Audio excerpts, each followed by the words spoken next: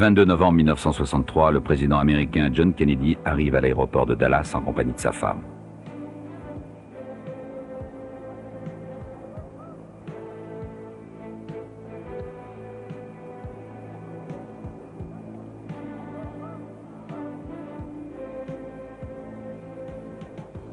Le cortège présidentiel défile à travers la ville. Puis soudain des coups de feu retentissent. Le président des États-Unis a été victime d'un attentat. Il est grièvement blessé. On l'a transporté d'urgence au Memorial Hospital. Son état est critique. Le président des États-Unis est mort. Le monde entier est sous le choc. L'émotion est encore plus vive à Boston, la ville natale des Kennedy. Le lendemain, un jour de deuil national est décrété.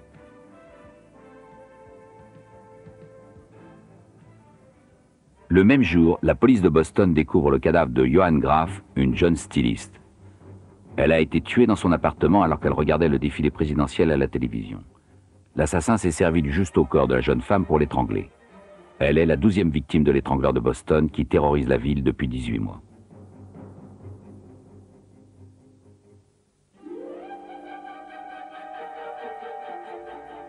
La police enquête. Un jeune homme brun d'environ 30 ans serait entré dans l'appartement de la victime, se faisant passer pour un réparateur, racontent les voisins.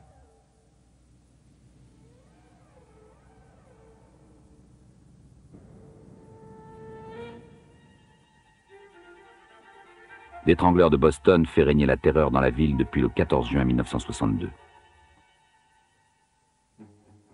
Anna Slesser est la première victime de l'étrangleur fou. Cette couturière habitait seule. Elle a été violentée sexuellement, puis étranglée avec la ceinture de son peignoir. Son fils découvrira son corps chez elle. Ma mère attendait ma visite. Lorsque j'ai frappé à la porte d'entrée, je fus surpris de n'obtenir aucune réponse. J'ai patienté pendant environ une demi-heure. Je commençais à m'inquiéter. Je suis donc allé demander au concierge de m'ouvrir la porte. Mais le concierge était absent. Il décide alors d'enfoncer la porte.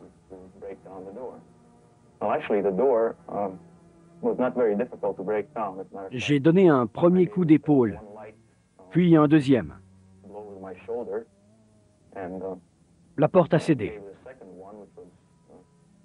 En fait, elle n'était pas très solide. En pénétrant dans l'appartement, il trébuche sur une chaise placée au milieu de l'entrée. Sa mère n'est pas dans le salon. Dans la chambre, les tiroirs de la commode sont grands ouverts.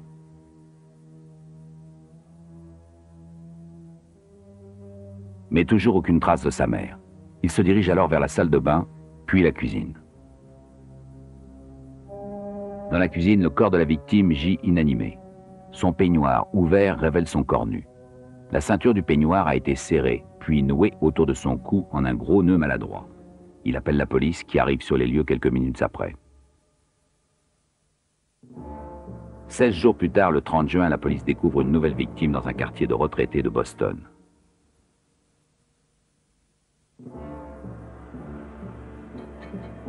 Le meurtre a été commis dans des circonstances similaires. Nina Nichols, 68 ans, vivait seule. Elle est retrouvée étranglée, 2 bas de nylon noués autour de son cou. Son peignoir et sa combinaison étaient remontés jusqu'à la taille. Elle aussi a été violentée sexuellement. Aucun signe d'effraction n'est visible. Elle était au téléphone quand on a sonné à sa porte.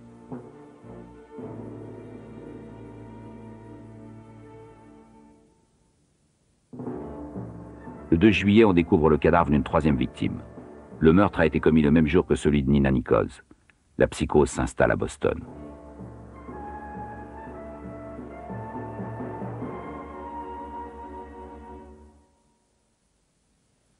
Helen Blake, 65 ans, gît presque nue.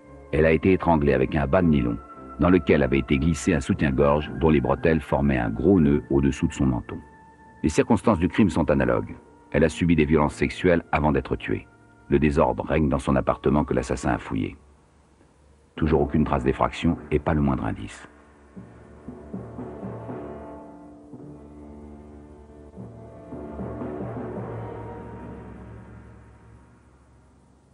Devant la répétition et la similarité des meurtres, il est évident pour la police qu'il ne s'agit pas de crimes isolés commis par plusieurs agresseurs.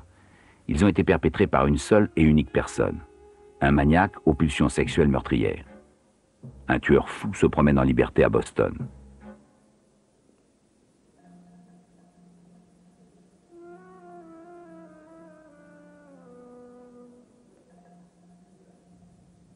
L'étrangleur de Boston fait la une des journaux. Il est surnommé l'étrangleur fou, l'étrangleur fantôme ou le tueur du crépuscule. Un climat de peur règne à Boston et paralyse la vie quotidienne des habitants. Terrorisées, les femmes se barricadent chez elles. Releveurs de compteurs et démarcheurs trouvent porte close.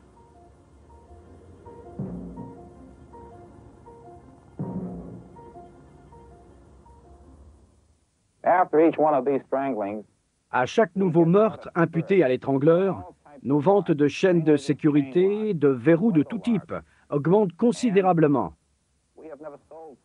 Nous sommes en rupture de stock. Tout le monde est très nerveux et les gens ont peur. Les femmes ne sortent plus de chez elles.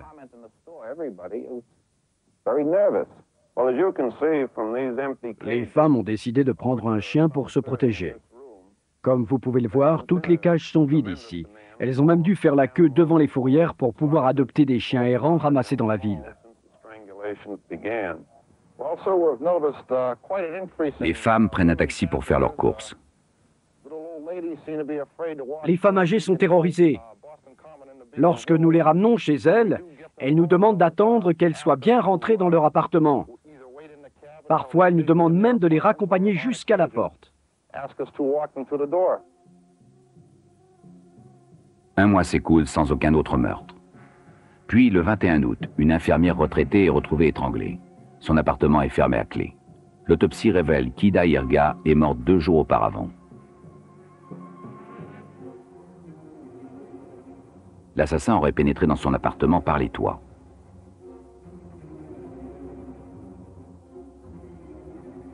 Le meurtre a été commis de la même manière que les précédents, à une exception près. Le corps nu a été placé de manière à ce qu'on l'aperçoive immédiatement en entrant dans la pièce.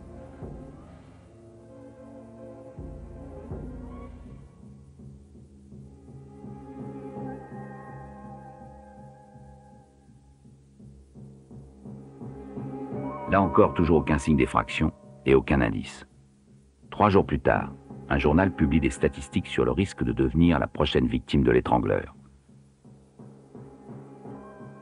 Et le 30 août, une autre infirmière, à la retraite, est retrouvée étranglée à son domicile. Le médecin légiste estime que la mort de Jane Sullivan remonterait à une dizaine de jours, soit 24 heures avant celle de la dernière victime.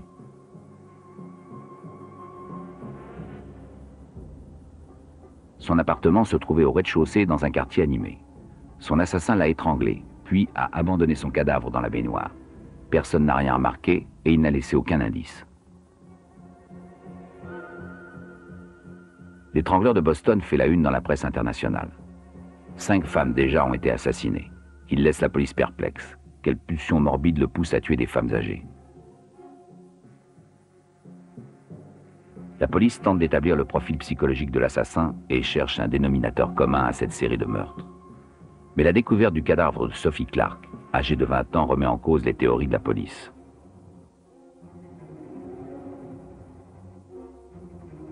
Violée puis étranglée avec 3 bas noués ensemble, elle est la première jeune victime. Elle est aussi la première victime noire. Cette étudiante n'habitait pas seule. Son appartement est situé dans un quartier animé d'étudiants le jour et de clochards et ivrognes du coin le soir.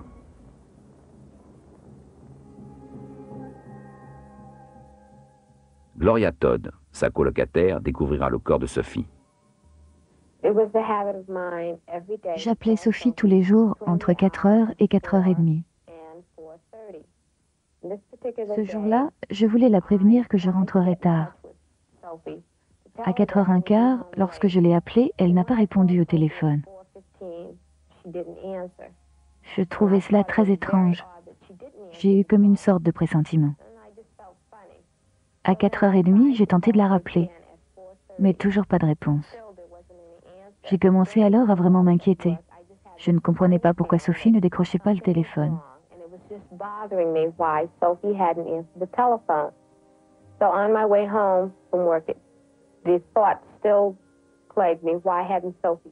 Quand je suis arrivée à l'appartement, tout semblait normal.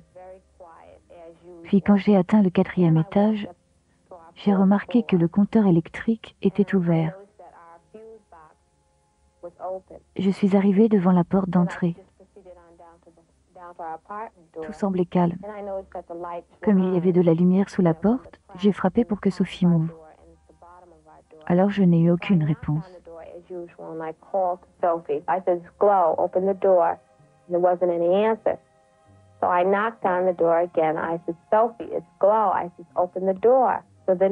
Gloria Todd tente alors d'ouvrir la porte, mais celle-ci est verrouillée. Elle remarque que la porte a été fermée avec des verrous qu'elle n'utilise jamais. Puis elle découvre le corps de son amie. Elle gisait inanimée sur le sol et elle ne bougeait plus. J'ai paniqué, j'étais complètement bouleversée.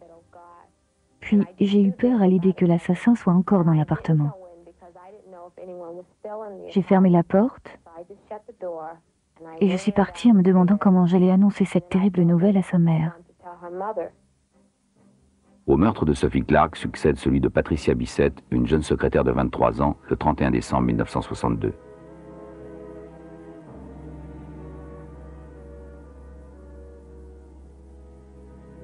Patricia Bissett vivait seule. Son employeur, inquiet par son absence, se rendit à son domicile et découvrit son corps. Violée, elle avait été étranglée avec des bas de nylon et son chemisier.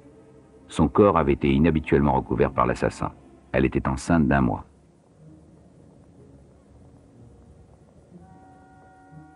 Puis 5 mois plus tard, le 6 mai 1963, le cadavre de Beverly Sammons fut retrouvé.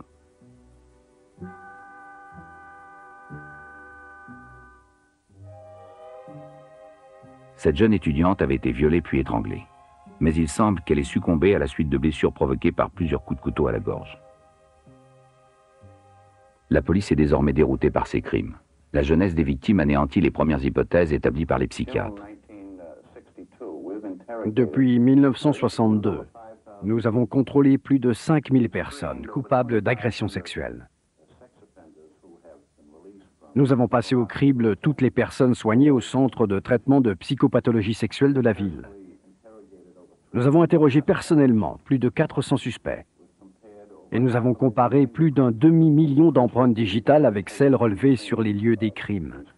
Nous travaillons en totale collaboration avec tous les services de police de l'État.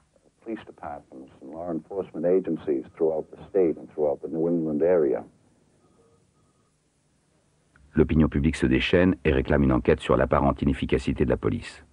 En effet, l'enquête s'enlise.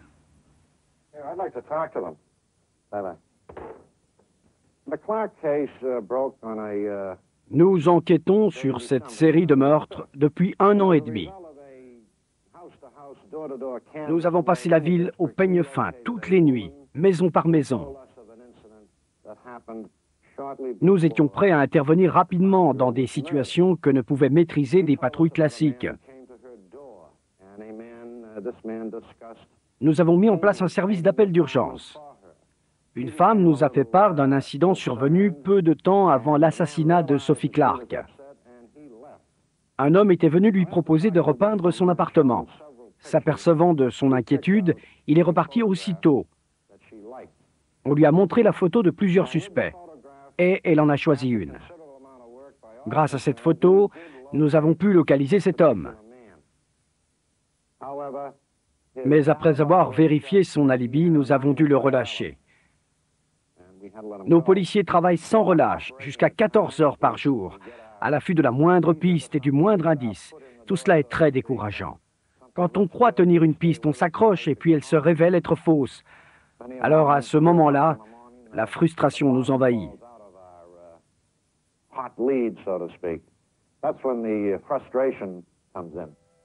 Pourtant, après 8 meurtres par strangulation et malgré les recherches menées par 2600 policiers, l'enquête ne progresse pas. Durant cette période, on imputa à l'étrangleur de Boston bien plus de meurtres qu'il n'en commit réellement. Betty Goldberg fut souvent considérée comme une victime de l'étrangleur, et ce, malgré l'arrestation d'un ouvrier qui travaillait chez elle le jour du crime. Étranglée, elle fut découverte par son mari. Après l'enquête, on ne put relier ce crime aux autres, l'ouvrier ayant séjourné en prison à la même époque.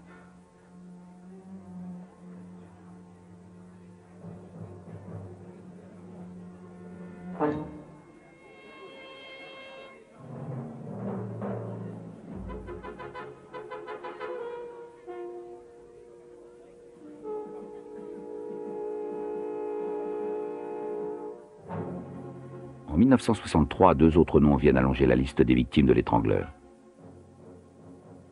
Evelyn Corbin est assassinée le 8 septembre.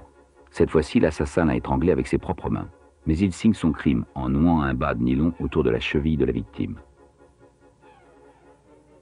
Le 23 novembre, la ville encore ébranlée par l'assassinat du président Kennedy apprend le nom de la 10e victime de l'étrangleur. Johann Graf. Fallait-il admettre l'hypothèse de plusieurs meurtriers?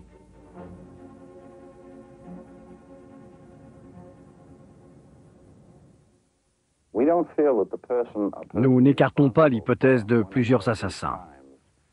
Il ne nous semble pas que ceux ou ces assassins soient complètement psychotiques. Il doit mener une vie normale et doit travailler. Il nous semble aussi que tous ces crimes doivent être lourds à porter pour celui qui les a commis.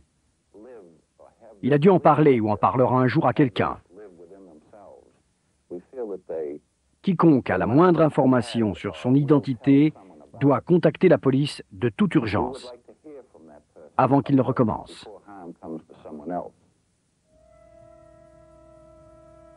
Devant l'échec des méthodes traditionnelles, la police n'hésite plus à recourir à des mesures d'exception pour confondre l'assassin, telles l'hypnose ou le sérum de vérité. Ils collaboreront avec un médium. Malgré cela, l'enquête n'avance pas.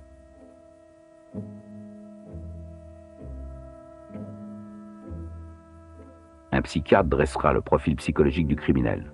Dangereux schizophrène, paranoïaque, l'étrangleur affirme sa puissance chaque fois qu'il tue. D'autres pensent qu'il est homosexuel.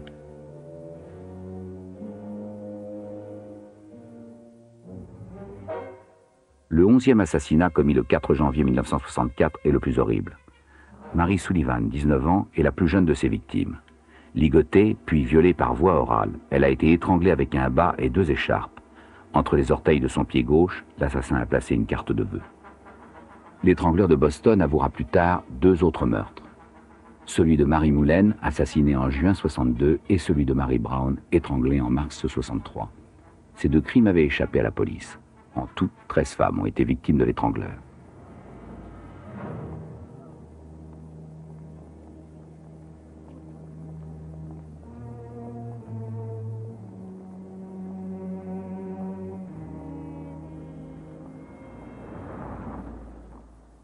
Puis, les meurtres cessent aussi soudainement qu'ils ont commencé. Les habitants de Boston respirent à nouveau.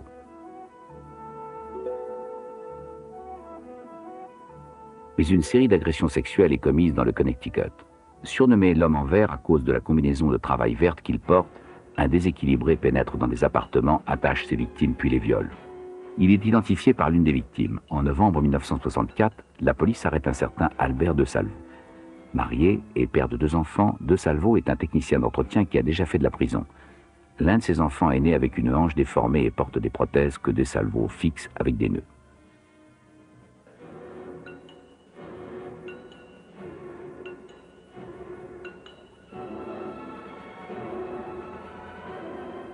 Brutalisé dans son enfance par un père violent, il s'engage ensuite dans l'armée.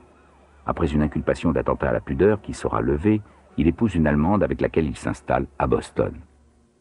Arrêté pour agression sexuelle, il est placé en observation et reconnu schizophrène. Il vante alors ses prouesses sexuelles à son compagnon de cellule, George Nassar, et lui avoue ensuite qu'il est l'étrangleur de Boston.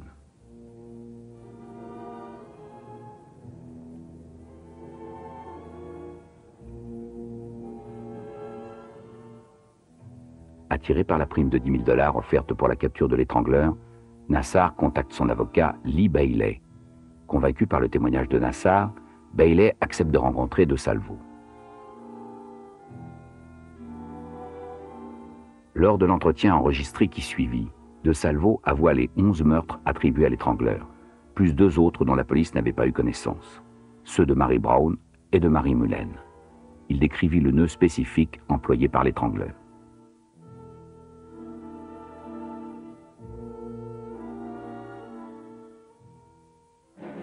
Bailey appelle alors la police sans hésiter. À l'exception d'1 ou 2 erreurs, les descriptions de De Salvo se révèlent exactes. La police contacte le procureur général.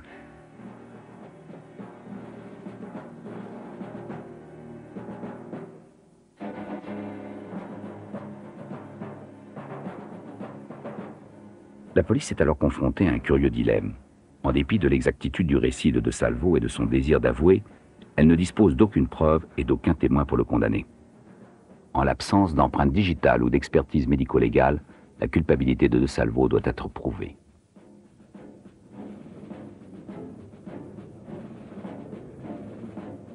L'adjoint du procureur général décide de soumettre De Salvo à un interrogatoire officiel, selon les règles établies. De Salvo a bien une connaissance précise des meurtres et des faits qui n'avaient pas été révélés à la presse lors de l'enquête.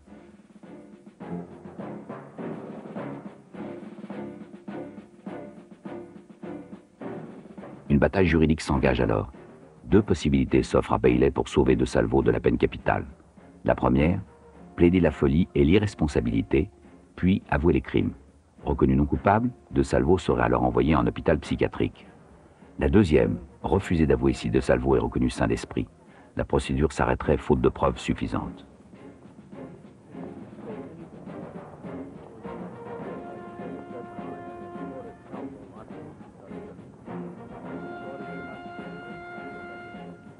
Les psychiatres reconnaissent De Salvo atteint de démence au moment des meurtres, mais l'accusation refuse que De Salvo bénéficie de l'irresponsabilité. Dans une brillante tactique juridique, Bailey tente alors de limiter les chefs d'accusation de son client aux seules agressions sexuelles commises dans le Connecticut.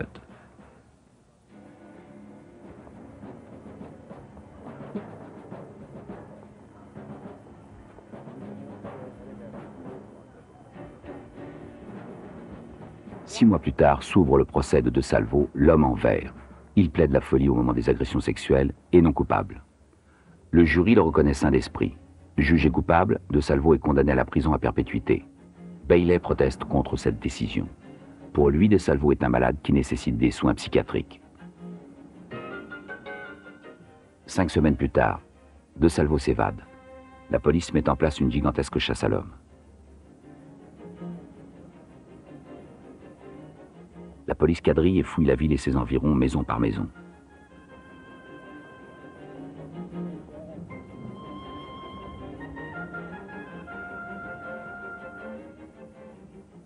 Elle retrouve les deux complices qui se sont évadés avec De Salvo.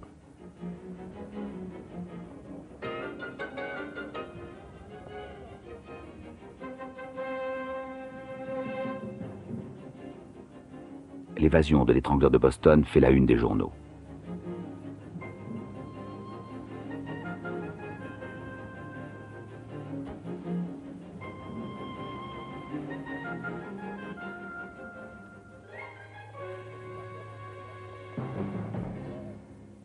Deux jours plus tard, Albert De Salvo se rend.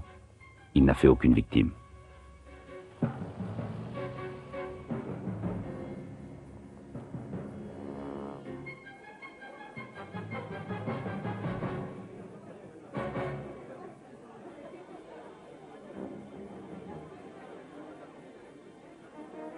Lors d'une conférence de presse improvisée, il déclare « Je n'ai embêté personne et je n'embêterai jamais personne. Je n'ai pas voulu faire de mal. Si j'ai fait ça, c'était pour que les gens se souviennent qu'il y a un homme qui est malade mental, qui a payé un avocat et dont personne ne se préoccupe. »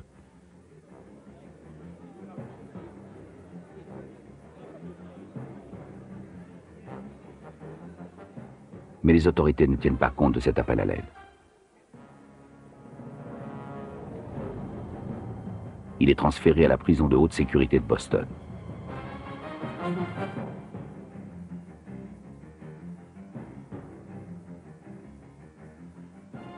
Le 25 novembre 1973, Albert De Salvo est retrouvé mort dans sa cellule.